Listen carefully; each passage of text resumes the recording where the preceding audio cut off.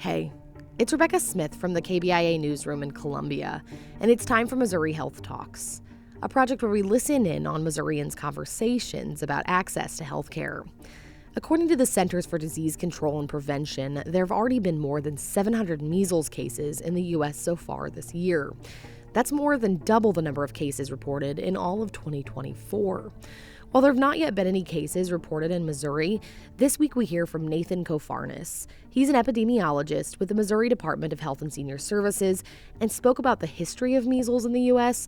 and what people need to know about how the disease spreads to keep themselves safe. Here's Nathan. Prior to 2000, really prior to the advent of modern vaccination, which the first vaccine was licensed in, I believe, 1963.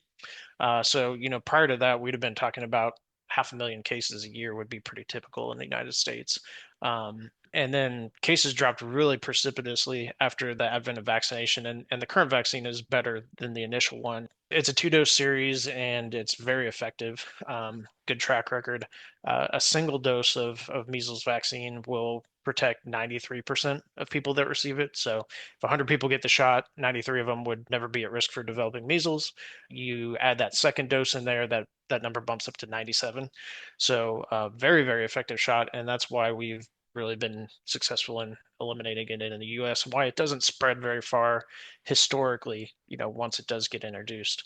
The real problem moving forward is that vaccination rates have been tumbling.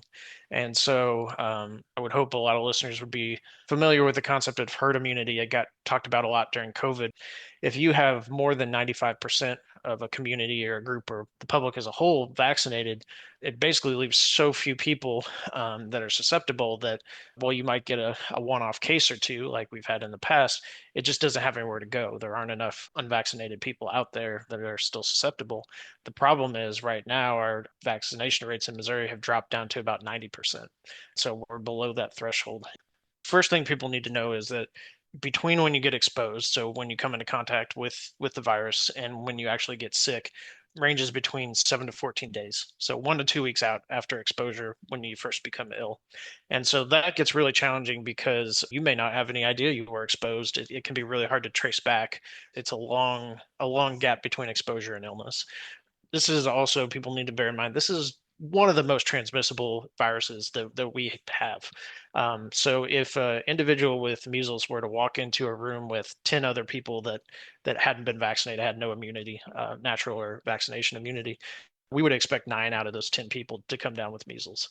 So it's extremely transmissible. It can live in the air for up to 2 hours.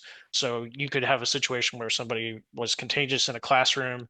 You're not even in the classroom at the same time as them, but maybe a period or two later, you come into the same room and you get exposed. So, but as far as what illness looks like, it starts off very generically. You could expect a high fever, and then what we call the 3 C's, which are cough, coryza, fancy word for runny nose, and conjunctivitis, which is a fancy word for irritated eyes.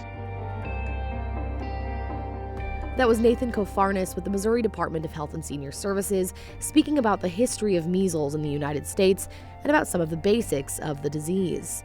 According to the CDC, there have been more than 700 cases so far this year across 25 states. There have not yet been any cases reported in Missouri.